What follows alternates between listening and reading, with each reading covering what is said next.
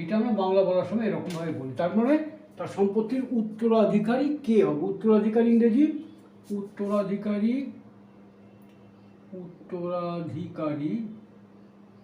এর ইংরেজিটা হচ্ছে এয়ার, উচ্চারণটা হচ্ছে এয়ার।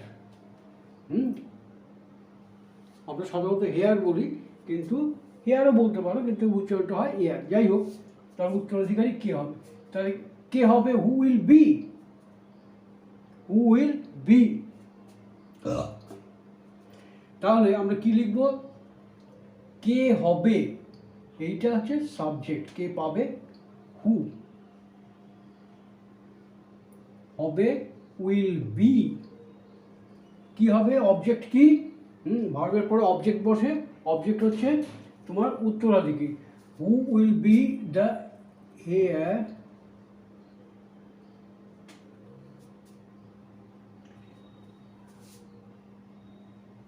of his property। এখানে একটা কথা খেয়াল করো, প্রপার্টি, দেখো তার সম্পত্তি, who will be the heir of his property in the event of, মারা গেলে, in the event of Rambabu's ডেথও বলতে পারো, রামবাবুস ডেথ,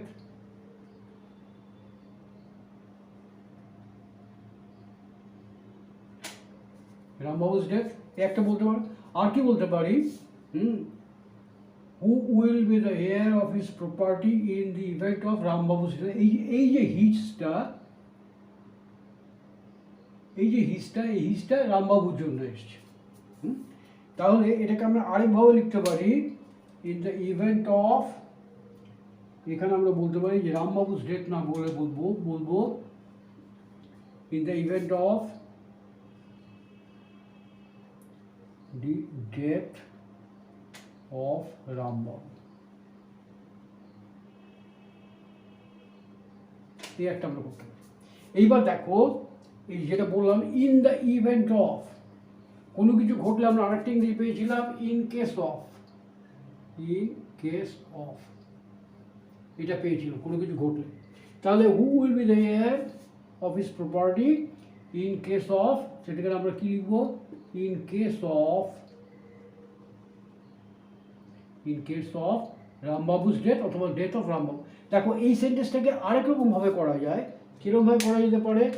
আমরা করতে পারি, মারা যাওয়া ইংরেজি কি? Pass away. এত বড় না করে ছোট্ট করে আমরা করতে পারি,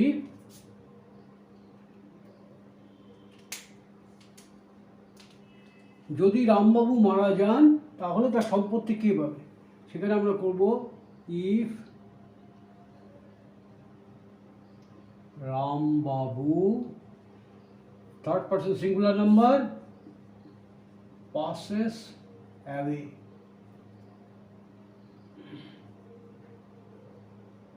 AWAY, if Rambabu passes away, একটা কমা দিতে হবে। who will be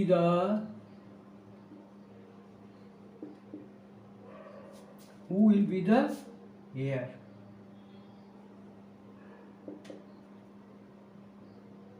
এদিকে লিখছি who will be the heir, উত্তরাধিকারী কে হবে। দেখো এইটা আমরা এইটুকু বলেও ছাড়তে পারি, আবার বলতে পারি if Rambabu passes away who will be the heir of his property,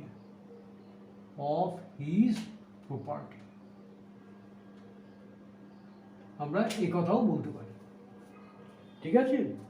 তাহলে দেখো এই যে ক্লজটা বললাম কন্ডিশনাল ক্লজ, এখানে একটা কমা দিয়েছি, এইটাকে কিন্তু যে who will be the heir of his property, এই কথাটাকে আমরা সামনে দিতে পারি, একদম আগে। যদি সেখানে দেই তাহলে আইটা ছোট হাতের হয়ে যাবে আর এই কমাটা বুঝবে না। সেরকম ক্ষেত্রে কী হবে? হু will B the heir of Rambabu's property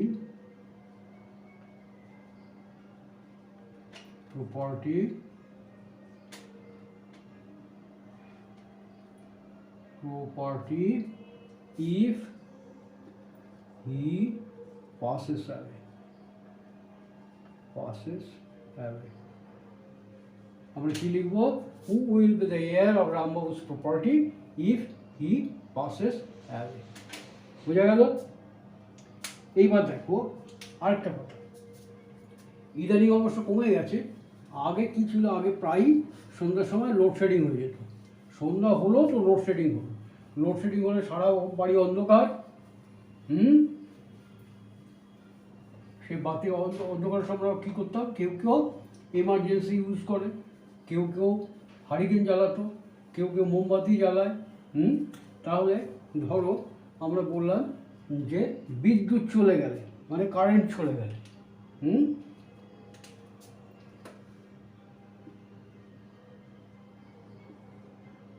বিদ্যুৎ চলে গেলে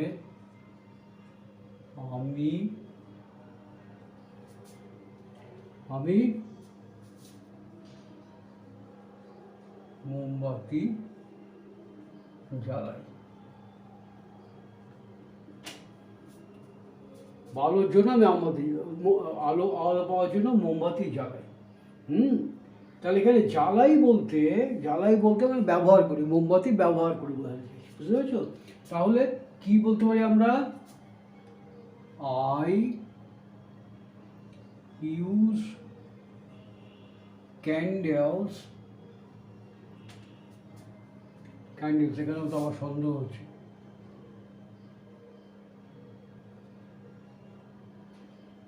Candles, I use candles in the event of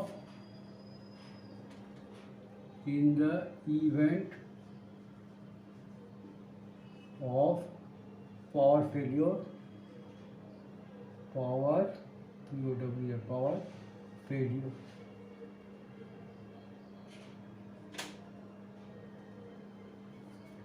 I use candles in the event of power failure. এখানে ফাঁকা রাখলাম কেন? যদি বলতাম বিদ্যুৎ চলে গেলে সাধারণত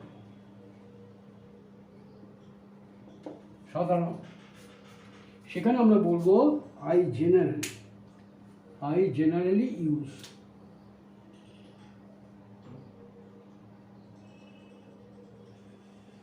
use candles in the event of power failure. ঠিক আছে? এইবার দেখো I generally use candles in the event of power failure, in the event of এই জায়গাটায় আমরা অন্যরকমভাবে লিখতে পারি। এইটা বাদ দিয়েও আমরা লিখতে পারি। এইটা বাদ দিয়ে কি হতে পারে? I generally use candles if power failure ঘটে, occurs. You are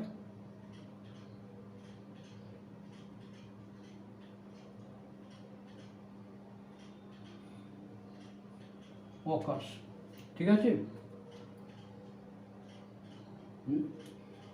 অকার মানে ঘটা, আর ঘটার যে ব্যাপারটা সেটা ইংরেজি হচ্ছে অকারেন্স, OCCURENCE। এটা হচ্ছে নাউন, এটা হচ্ছে ভার্ব। ঠিক আছে? তাহলে বিদ্যুৎ চলে গেলে আমি সাধারণত মোমবাতি জ্বালাই। I generally use candles in the event of power failure, অথবা if power failure occurs। ঠিক আছে? এই একটা হতে পারে। আবার দেখো এটাকে অন্যভাবে কিছু করা যায়।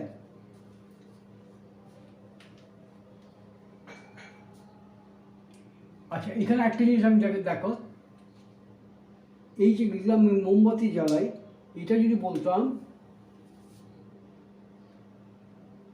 আমাকে মোমবাতি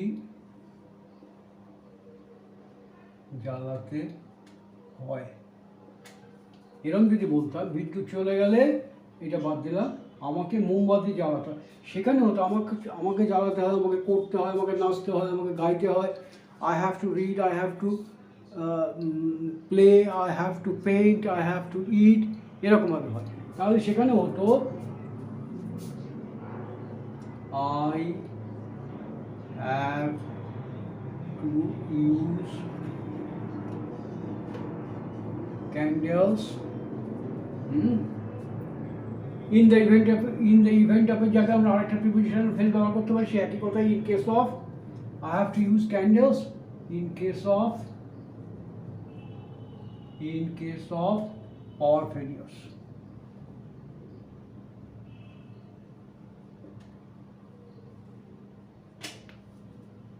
ঠিক আছে, I have to use candles in case of power failures.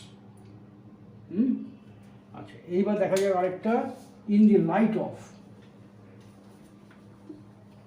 in the light of বলতে কি, পরিপ্রেক্ষিতে বা কোনো কিছু জানা থাকা, সে যে যেমন কি বলবো,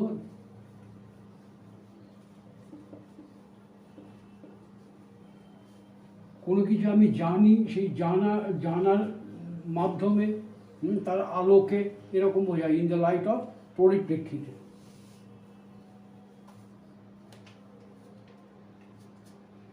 ইন দ্য লাইট অফ,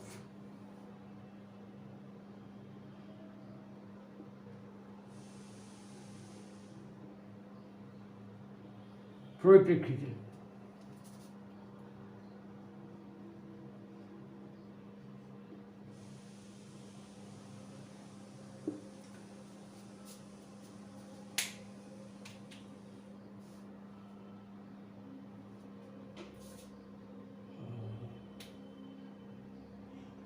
এটাকে আমরা সাধারণভাবে সাহায্য বলতে পারো। সাহায্য কিরকম, অর্থটা কিরকম হবে দেখো,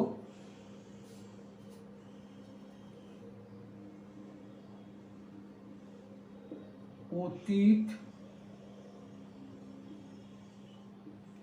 অভিজ্ঞতার সাহায্যে আমরা সফলতার সঙ্গে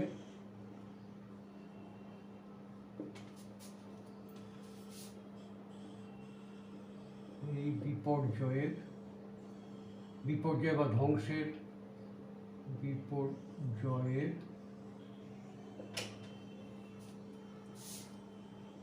মোকাবিলা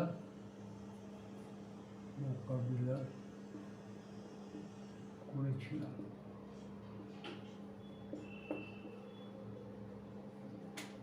অতীত অভিজ্ঞতার সাহায্যে আমরা সফলতার সঙ্গে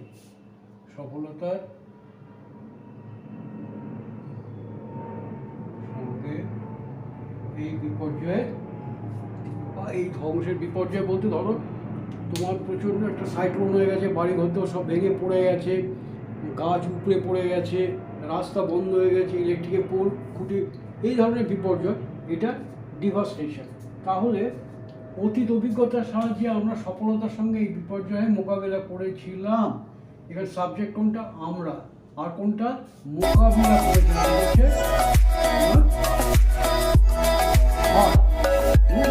অবজেক্ট কোনটা,